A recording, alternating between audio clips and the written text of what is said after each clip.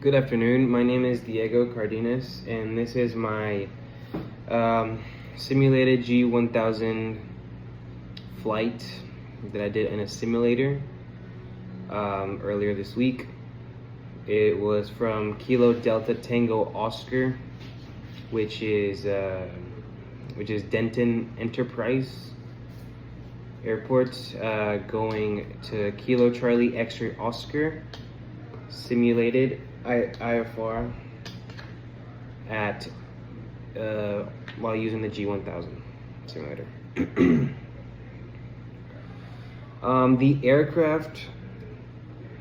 aircraft route and equipment that I did for this simulated flight was a Cessna 172 equipped with a G1000 at 115 knots, 202 nautical miles total, and I planned for 7,500 IFR. It's with a simulated IFR clearance plan and everything. In total, it was 19 gallons of fuel for a total of 2 hours and 10 minutes en route. The route that I took filed was Kilo Delta Tango Oscar, J-Pool 8 Torn Basbu, and then direct to Kilo Charlie X-Ray Oscar. I did go through a few waypoints after leaving Kilo Delta Tango Oscar, TTT, Darts, Burden, Torn, Basel, and then direct Kilo Charlie X-Ray Oscar. Departing from Kilo Delta Tango Oscar, I of course simulated. Of course, got the ATIS on 119.325. After that, simulated taught to ground with my friend as he was being the tower for me. After this, departing 1818 left. Our simulated conditions that I put on the simulator were wind 1803 knots, 10 sector miles of visibility, clear below 3,000, clear below 13,000, 2818 dew point temperature. Anyways, and these were the simulated conditions that I used for said flight. After this, entering the route into the G1000 was not too difficult for me, as I have done it before. You know, you just on the MFD, which is to the right of the PFD, we go to flight plan, create a new flight plan. Start with Kilo Delta Tango Oscar, which is where we're departing from. Set the destination, Kilo Charlie X-Ray Oscar, and then it gives us a few routes that we can take. I chose the quickest one actually. I set up our altitude for 7,500 feet in said flight plan, and after receiving my clearance, simulated clearance, activate the flight plan. And of course, cross-check and make sure that everything is correct on the flight plan for flights and on the MFD. And after that, you can engage the autopilot, but I did not, just because I like flying. There's a few advantages with using the G1000, such as it's easy to really just to enter it. I think it's a lot simpler to using a G1000 to enter a flight plan than it is using like a 650. I think there's more redundancy for sure. Situational awareness plays a huge role in it because you have the moving map, you have traffic. If you have ADSB, which I do in the planes that I fly at school, I always check before I fly. I test the ADSB, and that's also Of course, you also have situational terrain awareness, We get alerts.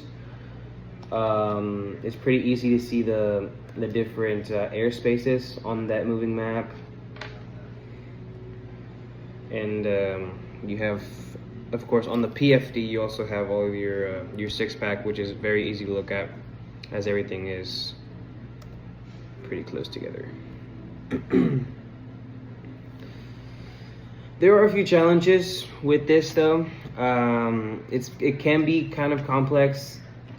It can be a bit distracting at times, for sure. Looking at the moving map, especially if you're flying VFR, when you're supposed to be looking outside more than inside. You can get distracted. It did take me a little bit of time to really learn and understand how to use and how to not be distracted or overwhelmed by the PFD and MFD than the G1000, because there is a learning curve. Because it's a very advanced system, has a lot of features. You need practice to learn how to use it, to learn how to not become distracted or overwhelmed, or how to be competent, really, because it can get at times very frustrating, especially when shooting an approach. And if you don't really know what you're doing, you will get behind on the airplane, and it can be pretty dangerous. Also, dependency. Using such a completely electrical system like this, you always do have you run the risk of losing electrical power and then just losing your entire flight plan altogether. And if you don't have any backups, like a VOR or something like that, then you could be cooked in the air. Also, there's information overload, which I found to be with traffic, weather, terrain, and even the engine page, because there's a lot of head downtime, which can be dangerous.